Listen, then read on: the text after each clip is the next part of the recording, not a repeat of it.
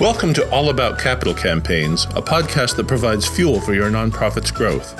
Each week, hosts Andrea Kilstedt and Amy Eisenstein, co-founders of the Capital Campaign Toolkit, provide practical tips about raising more money for your nonprofit organization. The Capital Campaign Toolkit is a support system for nonprofit leaders who are running capital campaigns. At capitalcampaigntoolkit.com, you can download a step-by-step guide for your capital campaign and get many other free resources. Here are your hosts, Amy and Andrea.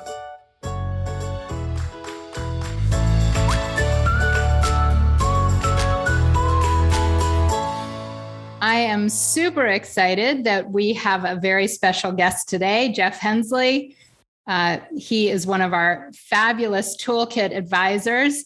And while he is good at all types of campaigns, he is really a specialist in church campaigns and religious campaigns. And a lot of our Toolkit clients that come in that have a religious bent or are churches or religious institutions of any kind, we always say, all right, Jeff's your guy.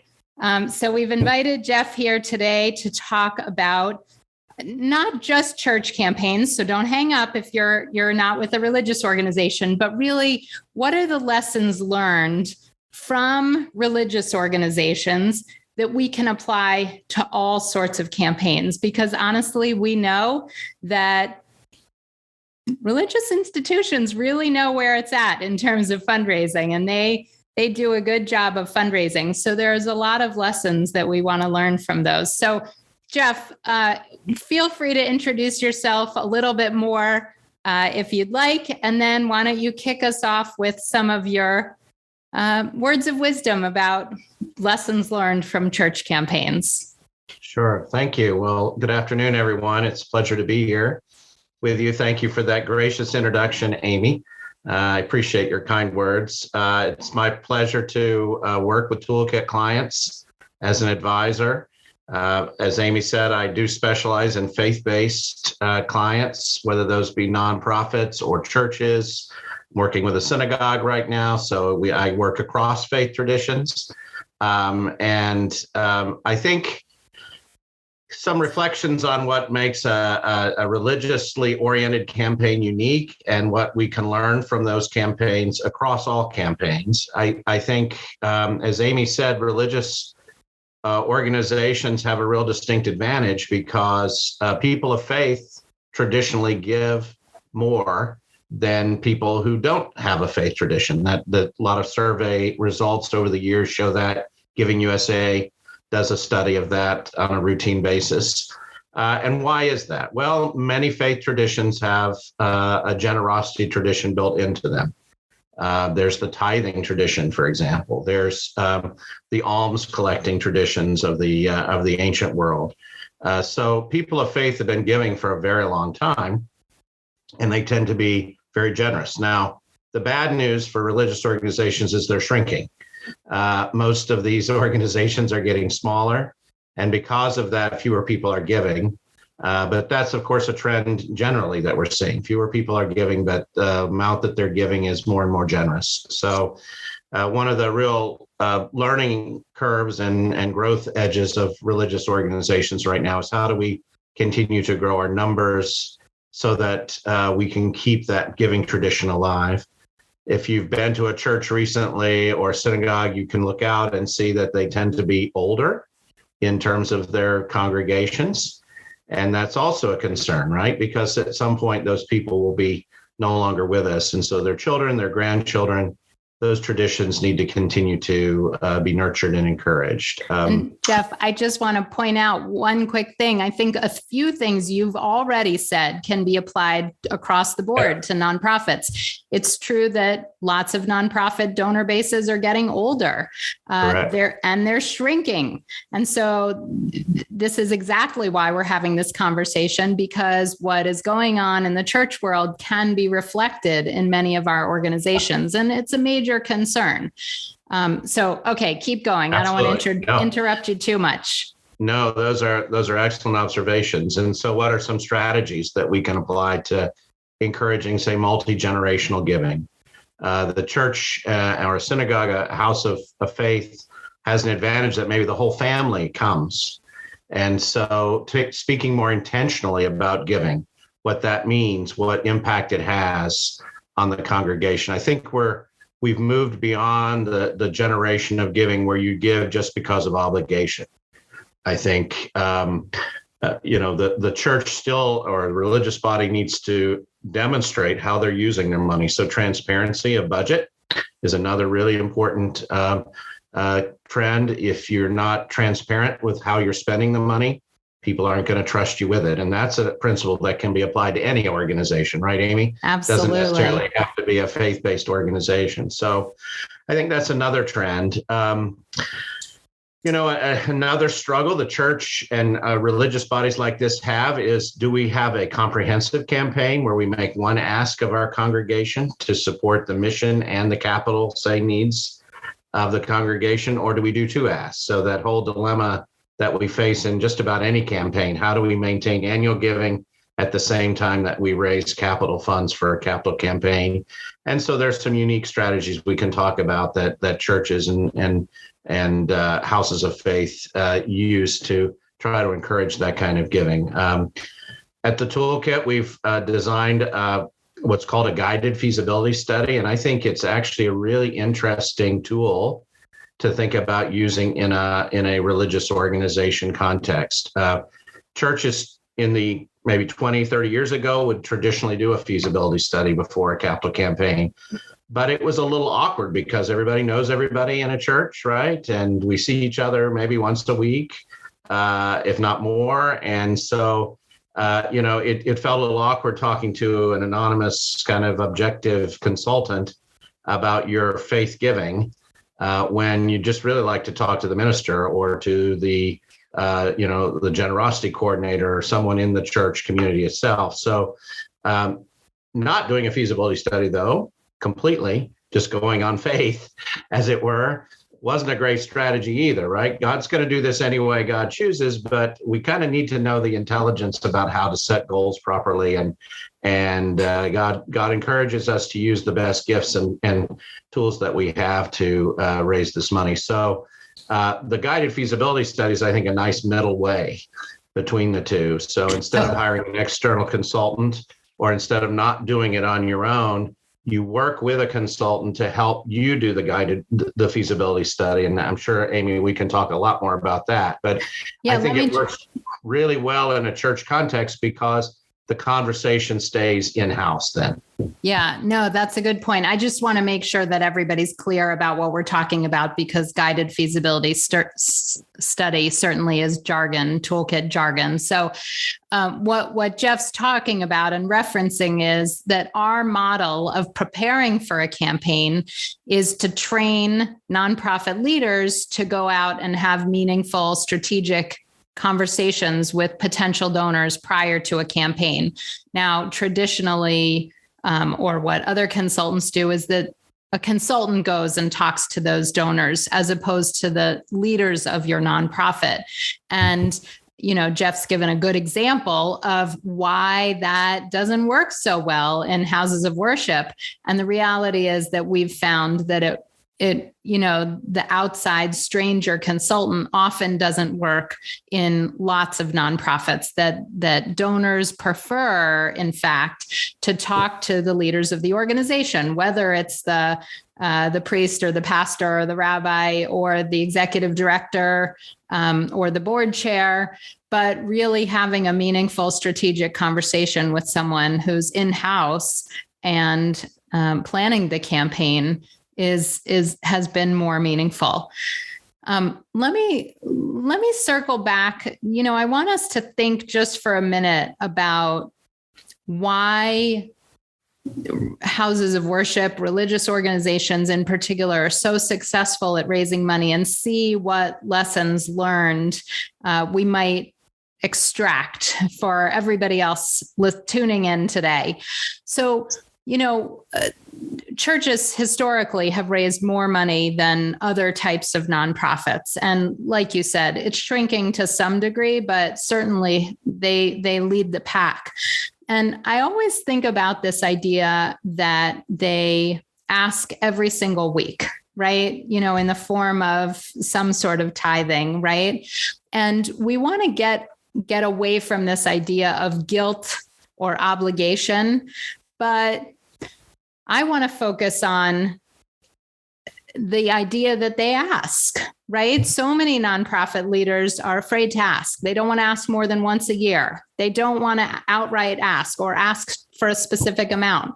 The church is not shy about it. 10%, they ask on a regular basis, multiple times a year.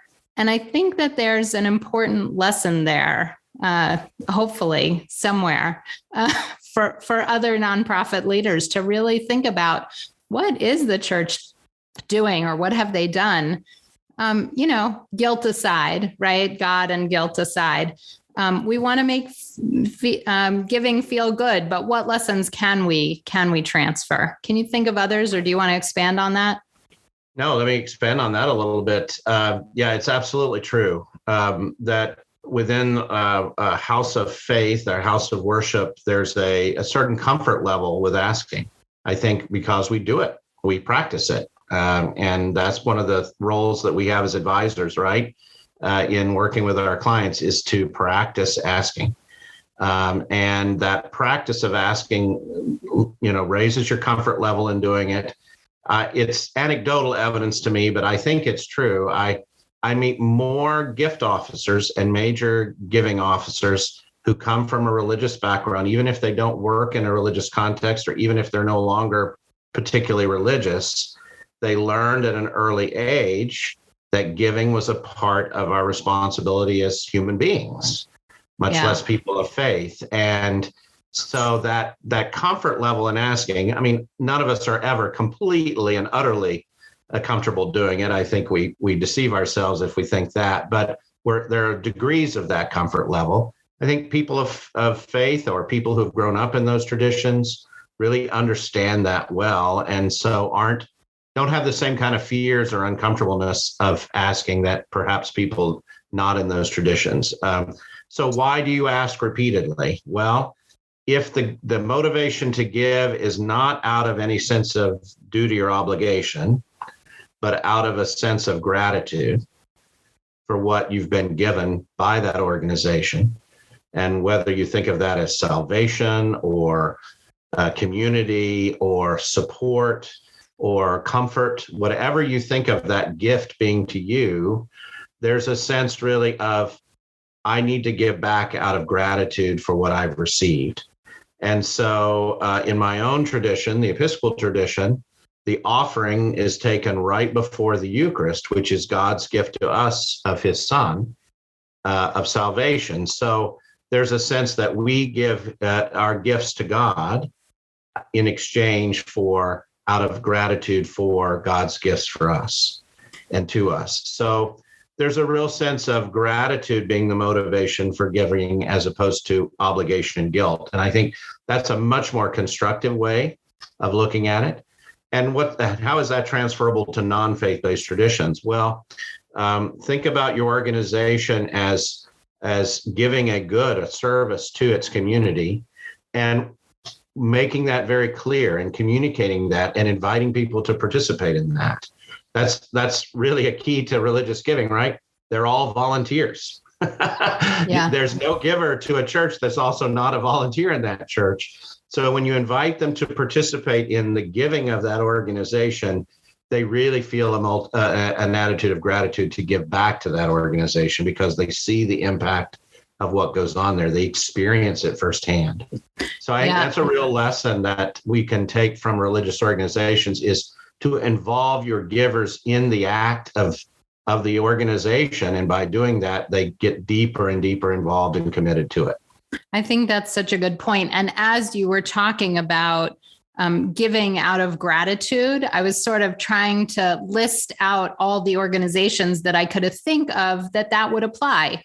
A hospital that gave you treatment to to you or a family member, to any educational institution where you had an opportunity to learn, to an environmental organization where you have the opportunity to have a cleaner earth or stream or river or ocean or air.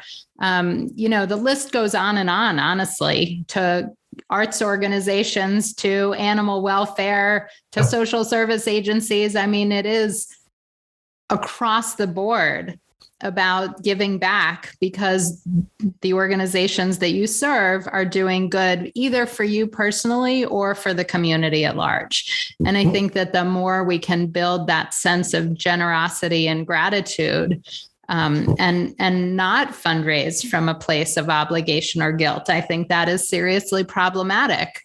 And it doesn't lead to more generosity. It sort of leads to guilt and stinginess, right? Exactly. But Jeff, I wanted to circle back. A few minutes ago, you mentioned something about multi-generational giving. Yeah. And I think that is such an interesting and important concept. I mean, when I was a teenager, my mother always brought me to the soup kitchen, right? And honestly, what do I support today? I support hunger organizations. I mean, though, I support lots and lots of organizations, but that's sort of where my heart is. Yeah. And it has to be because that's what my mother took us to as kids. We served in the soup kitchen. And so that's sort of my number one charity. I think that there is a lot to talking about charity at home, having multi-generational opportunities, and really thinking about how do you include and involve more than one generation. It's harder once the kids grow up and go away for sure. But, there's this sort of fancy schmancy fundraising event. I know they haven't happened in 2 years, but there's one next week and we're taking our kids and there won't be a lot of kids there. Honestly, it's not a kid event, but they're older teenagers now and they've seen us go to these things and now they're like, when can we come? When can we come? They're excited, they want to participate. So there's something to be said for multi-generational giving, talking about that at home. So I really like that concept too. Absolutely. Right. I think generosity is learned. Yeah, it really is. And it's, you might be thinking, well, what can I do as a development director of an organization to encourage this? It seems like it's more on the family to do that, right? That parents should involve their kids like you're doing and your mom did for you. Yep. I think organizations can encourage this. I mean, you have an elderly donor who shares with you just off the cuff, I wish I could get my kids, my adult children and my grandchildren interested in this organization because I'm so passionate about it.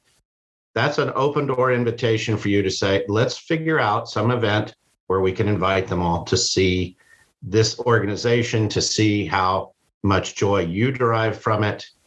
Have you ever had a conversation with them about it? They're not just going to get it by osmosis, right? Your mom actually took you there. Right. And you're taking your kids. Right. So we could encourage that kind of level of intentionality in families that I think will have an impact long-term, not only on your organization, but the trajectory of the future of philanthropy in general.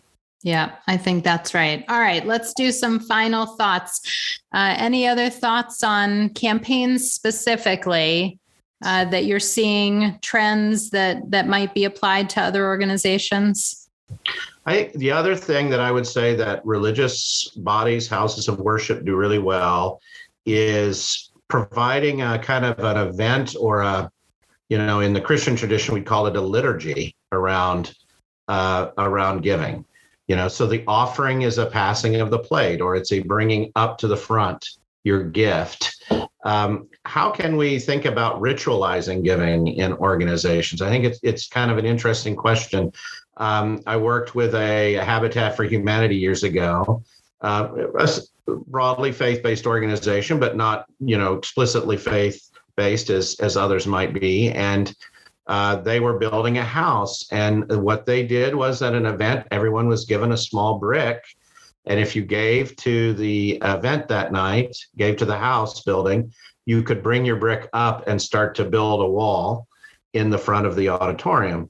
And it actually became quite an interesting event because you could see families going up. Here's that intergenerational business, right? The brick would be given to the child, so the child could put the brick up on the wall. Yeah. And you started to see a lot of people bringing up bricks who might have been tentative otherwise, but saw people doing and saw the wall starting to materialize. And they put a liturgy, a work of the people behind the act of giving that I think was very effective and encouraged generosity. So, it would be interesting to think through from your organization's perspective, how can we, in say a future event or in a future communication, maybe even think of it virtually, actually have a corporate act where people give visibly to the organization, and how might that encourage more generosity?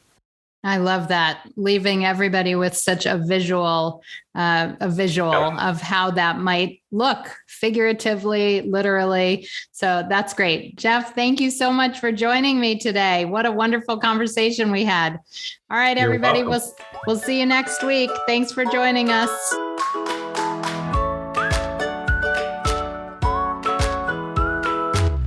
Thanks for joining Amy and Andrea for today's All About Capital Campaigns. To learn more about them and their work together, go to capitalcampaigntoolkit.com. This podcast is recorded on a live webinar every Monday at 2 p.m. Eastern Time. You can join the live sessions and get your questions answered by signing up today at toolkittalks.com. And please like, rate, and review us on your favorite podcasting platform.